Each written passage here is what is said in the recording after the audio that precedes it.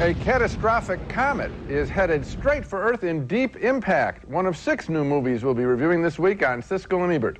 I'm Gene Siskel of the Chicago Tribune. And I'm Roger Ebert of the Chicago Sun-Times. Deep Impact opens with some bad news. A comet the size of Mount Everest is headed straight for the Earth, and its impact threatens to exterminate all life on the planet. For the movie viewer, this poses a real dilemma. If it does hit, it's the end of humanity. But if it doesn't, we don't get to see all those neat special effects. While we're wondering if the movie will find a way to have its cake and eat it too, a reporter played by Téa Leoni stumbles on top-secret communications about the comet. So top secret, she misinterprets them, thinking she's uncovered a White House sex scandal. She has a confidential meeting with United States President Morgan Freeman. Mr. President, I'm not interested in using Ellie to further my career. What do you know about Ellie? I know you should have picked a better cover story than a sick wife. See? What'd I tell you? A few days later, Freeman breaks the news to the nation. Movie speeches like this are usually pretty silly, but I thought this one was well written and delivered. If this comet continues on its path around the sun and keeps its present course, sometime on August 16th, roughly a year from now, there's a chance that we might have impact. So for the past 8 months, the United States and Russia have been building the largest spaceship ever constructed. It's being built in orbit around the Earth, and we call it the Messiah. Once the Messiah spacecraft arrives at the deadly comet, veteran pilot Robert Duvall takes over the controls. He's got the experience. He landed on the moon. Get the hell out of there!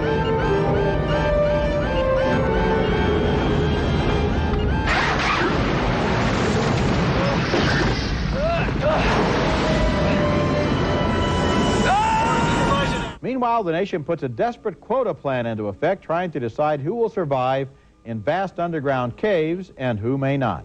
The evacuation of those who have been selected for the Ark will take no longer than 2 days, beginning on August 12th. During this 2-day period, no unofficial travel will be permitted. Those selected will be taken by bus and train to the underground Ark site by military personnel. I kind of wish they'd spent more time explaining how they chose the lucky million lottery winners. At one point, Elijah Wood, the teenager who co-discovered the comet, is able to save his teenage girlfriend just by marrying her. And I'm thinking, wait a minute, before some kid saves his girlfriend, don't they need a movie critic down there in that cave? Deep Impact has some moments of wit in its dialogue, and good performances by Freeman and Duvall, and some entertaining special effects, but it's a very standard disaster picture following the ancient formula in which the story intercuts between a few stereotyped characters. The idea of the nation rising to an emergency like this is so intriguing that I was hoping for something better. A marginal thumbs down for me. And a marginal thumbs up for me, because I did think the writing at times rescued the standard plot, as you point out. And that was it. I just felt that there are speeches there, and it's also who's delivering them. When you have Morgan Freeman and Robert Duvall in the cast, they make the standard stuff work. Oh, he's good. But, you know, Bruce Joel Rubin and Michael Tolkien, who co-wrote the screenplay, Tolkien is the guy who wrote The Rapture, which is about a different kind of end of the world. And it seemed to me if they had just let those guys loose instead of trying to compress it into your standard disaster formula, we could have really had a good movie here instead of just a special effects picture. I think there's a little bit more than just special effects in the film. It's not as good as I would like it to be. We're not that far apart. Okay, next movie. And our next film is called Woo, which is the name of the film's feisty, attractive young heroine, played by Jada Pinkett Smith, in a cute girl in a big city movie. Here, Woo has gone on a blind date with a character played by Tommy Davidson, but the date is interrupted by some of his boorish buddies. No cutting-edge comedy here, for sure. Well, fellas, thanks for coming by. I'll catch up to y'all later. You know how it is, man. Aren't you going to invite your friends in? I am. Yeah. She's a popular young lady. Even the cops know her, which comes in handy. You know this guy? Oh, well, kind of. It's our first date, you know, but he's okay. Well, if you say he's cool. Thank you. I'm not catching a bus to the party in my gear, okay? You her over, and it's your ass. I got 2 words for you, man. Johnny Cochran. There isn't much holding this film together. It just moves along chunk style, joke, tender moment, joke, tender moment. What are you doing? This time, I'm not gonna miss the moment. Come on, girl. Well, I suppose this film works simply on the basis of how much you care about Wu and whether she's happy. I had a mixed reaction to all of that. Not quite enough to recommend this movie. I can't recommend it either. I think this is a movie that basically wants to deal with that dividing line between, in black culture, between the buppies, the black urban professionals who have moved on, like Tommy Davidson in this movie, who is a law clerk, and people who continue to have more of the street style of life. And actually, of course, Wu can go both ways, but she's concealing that from the other guy, and as a result you get this tension between 2 black lifestyles that's supposed to cause some jokes, but I think in many cases they're not that funny, and the rest of it is just disconnected slapstick. That's it. It's just not that funny. Any of these ideas could be transformed by some wit.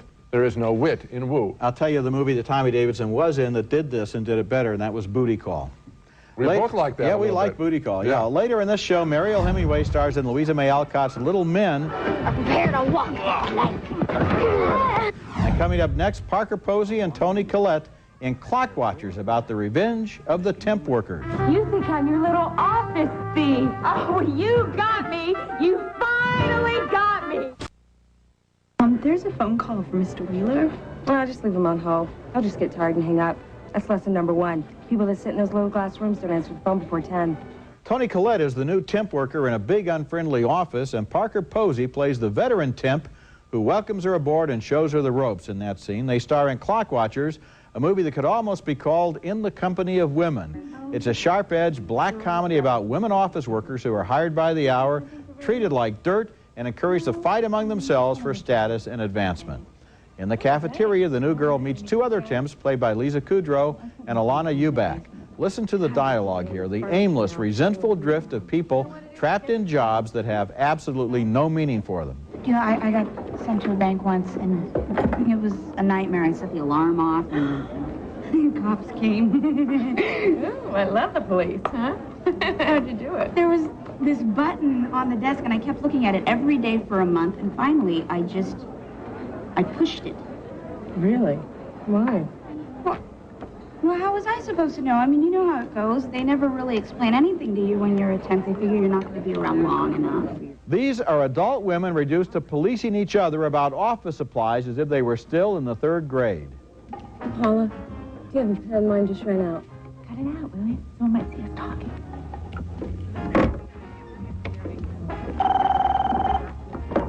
Credit. Could you hand me a pen, please? You know what? I'm all out. Mine keep disappearing. I can't even find my Jack Shelburne. Here, you can take mine. It's not very sharp, but you can have it. No, that's all right, Irish. You need it. Just take a look at the desk in front of you, please, Paula. I am not about to go picking through somebody else's desk.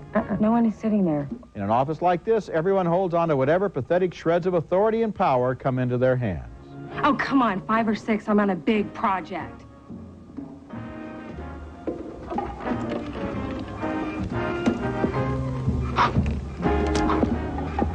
And then there's an office mystery. Somebody in the office is a thief, and things keep disappearing off of people's desks and out of their drawers. Is it the new girl, played by Toni Collette, or the rebellious character played by Parker Posey? One thing about the crime wave, at least it gives them something to think about. Clockwatchers is written by sisters Jill and Karen Sprecher and directed by Jill Sprecher, and they have a perfect eye and ear for the boredom and pettiness of office life. It's funny and truthful, and the acting is right on target, and it's one of the new American movies about life and work as it is actually experienced. And this is something that is really welcome to us because we have complained so often that work is avoided in American movies, as it is experienced, as you said. And here's a case, I'm sure what happened, which was one of these 2 women, the Sprecher sisters, did some temp work. Must have. And said, you know what, there's a story here. And there is a story. A lot of people do temp work. And it's a you know, it's like substitute teaching. It's a recipe for disaster. Oh, you know, watching this movie, I just thought of Dilbert all the way through, with the Muzak that's really so annoying, and the little office cubicles, and everybody fighting for every square inch of space, and their little bulletin boards to let them know this is their desk, and otherwise they get lost in that giant space. It's really a very evocative movie. It's a good film, well written, smart. Coming up next, the flip side of the classic Little Woman story. Here's Louisa May Alcott's, not as well known, Little Men. Stop them! Come on!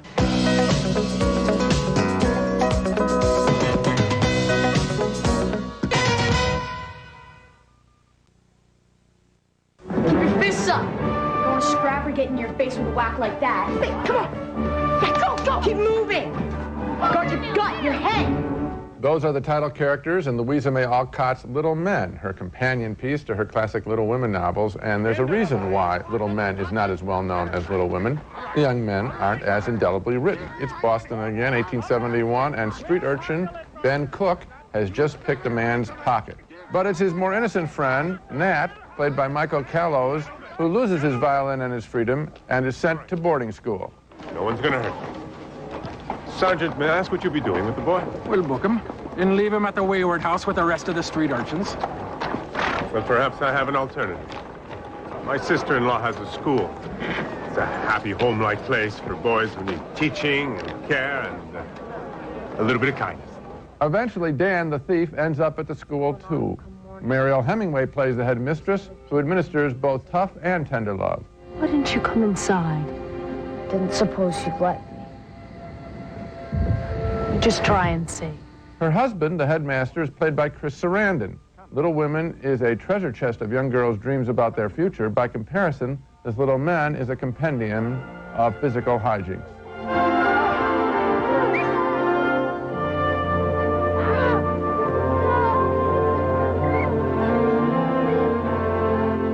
And there's a pillow fight, too. The character that Hemingway plays is a grown-up version of Jo March, the most spirited of the four sisters in Little Women. And significantly, she's the most compelling character in this story, too. Apart from her, though, I can give Little Men only a mixed review. None of the boys was that memorable, and so I can't quite recommend Little Men. I can't come anywhere close to recommending it. I thought it was a big bore and kind of a do-gooder kind of thing that's going to bore its intended audience. In Little Women, you felt all those women were going to grow up into independent and interesting people, and in this film, you think the kids are going to grow up into real uninteresting people, although Ben Cook is a good actor, and I want to see him in other movies. But, gee, this movie is just so soppy and limp and it doesn't know do-goody. I mean, it just made me cringe. It doesn't know what young men want to do with their lives. No, it and doesn't. Little Women did. Okay, when we come back, Artemisia, the story of the first woman to become a professional artist.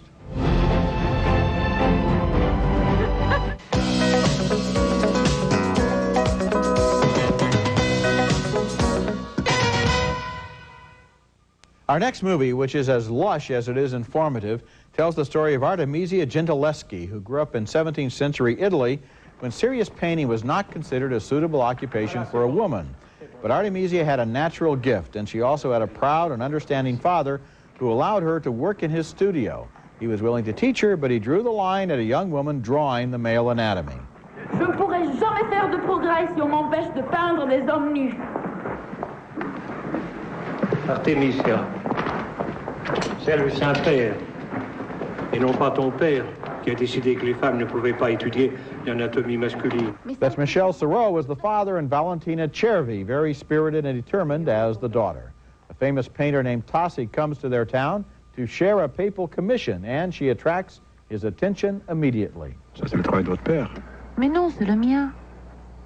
Mon visage, fait par moi.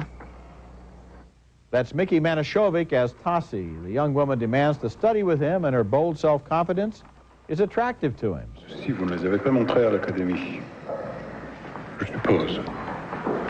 Non. Et à votre père. The relationship becomes a competition between two strong artistic egos. Je n'ai jamais dit que je ne le savais pas. Qui avez-vous pris comme modèle pour vos études de nu?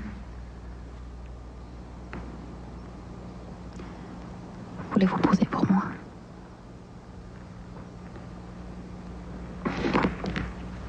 on ne peut pas dire nu. And eventually they become lovers, which leads to a scandal which threatens both of their careers. Artemisia is a love story and a drama, but it's also fascinating as history, showing how women were literally not considered smart enough or worthy enough to do the real tasks of the world. In a way, this could be on a double feature with Clockwatchers.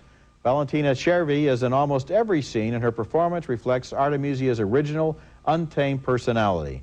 Like Dangerous Beauty, which came out a few months ago, this is another smart film about Renaissance women insisting on living their own lives. And this could also be on a double bill with Little Men, showing what to do with a picture, which is to say, understand what someone wants in life. The passion that Artemisia feels is what is missing in the Little Men stories. Boy, that's a good comment, because Artemisia is more or less the same age as the older of the Little Men, and they are really so shallow, such dunces, such little wind-up toys compared to this strong, independent, smart, intelligent woman. You're quite right. No, it's a superb film, and again, I'm always rooting for pictures that embrace art and actually show the creation of it and show what an artist does and value it in film. This film does all of that very well. Coming up next, a new documentary tells one of the great unknown stories in World War II. A review of In Our Own Hands when we come back. Our next film is a fascinating documentary called In Our Own Hands, drawing attention to a group of men that most people don't know, never heard of, and significantly can't even imagine existed. The so-called Jewish Brigade, a volunteer British Army company of Jewish soldiers from all over who first saw battle fighting the Nazis in World War II. September 20th, 1944. Overriding the objections of the War Office and Colonial Office, Churchill rose in the House of Commons to make an historic speech, at last announcing the formation of His Majesty's Jewish Brigade. It seems to me indeed appropriate that a special Jewish unit, a special unit of that race which has suffered indescribable torments from the Nazis, should be represented as a distinct formation amongst the forces gathered for their final overthrow. After the war, they moved to Palestine and fought to establish the State of Israel. As David Ben-Gurion had anticipated years earlier, the former officers and men of the Jewish Brigade, with their unique military experience fighting a large-scale war, were called upon to help organize, train, and lead Israel's fledgling defense forces against armies of the 5 surrounding Arab nations. The brigade, of course, stands in stark contrast to the commonly held images of Jews as passive. These soldiers were, at the time, and remain so today, a tremendous source of pride. We broke a taboo. We proved to the world that we can fight. We proved to ourselves that we can fight. The Jews can fight, and they can win. In Our Own Hands was directed by Chuck Olin, a filmmaker known personally to me. He's done a very good job. Well-researched and well-told this picture is, with a sense of passion and pride. Look for In Our Own Hands as it makes its way slowly around the country before receiving a national television playdate on PBS. Well, Gene, it is a fascinating movie, but you left out the whole center hour of the film, which to me is the fascinating thing about it, and that is what they did in Europe after the war illegally. Because they stole trucks, they impersonated officers, they moved people around and gave them false identities in order to steal, basically, Jews out of concentration camps and DP camps after the war and get them to Israel. They falsified papers of ships. In some cases, they actually killed Nazis. This is after the war. And they did this all basically illegally, but while fooling the British Army, which is what makes this so fascinating. This could be a great thriller as well as a documentary. And that's the story that's untold. You just talk about they fought during the war and then they later fought in Israel, but it's the middle part, I think, that the movie is really about. Those are two good stories. Now let's recap the movies we reviewed on this show. We split on the disaster picture, Deep Impact. I liked its rich cast of characters, but Roger thought the movie was too formulaic. 2 thumbs down for Woo with Jada Pinkett Smith in a pointless social comedy. 2 thumbs up for the very clever Clockwatchers, a rare film about work, a clever story of temporary workers. It opens next week. And 2 thumbs down on Louisa May Alcott's Little Men. Neither of us found any of the boys that compelling. But 2 thumbs up, way up for Artemisia, the fascinating true story of a gifted young artist and her difficult battle to express herself. Valentina Chervi stars in a wonderful performance. And finally, 2 thumbs up for the documentary In Our Own Hands about the little-known but important Jewish brigade of soldiers in World War II. Remember, you can hear our reviews on the web at Siskel-Ebert.com. Next week, we'll be back with reviews of more new movies, including The Horse Whisperer. I read this article about what you do for people with horse problems. Well, the truth is, I help horses with people problems. Starring Robert Redford as the cowboy, Kristen Scott Thomas falls in love with. You got to figure out what you want. Do you know what you want? I do know what I want, and I'm trying real hard not to get lost in this. And Bullworth, Warren Beatty's political satire that co-stars Halle Berry. I think it's wise to seek the support of the entertainment industry when you have such low opinion of our product. My guys are not stupid. They always put the big Jews on my schedule. That's next week, and until then, the balcony is closed.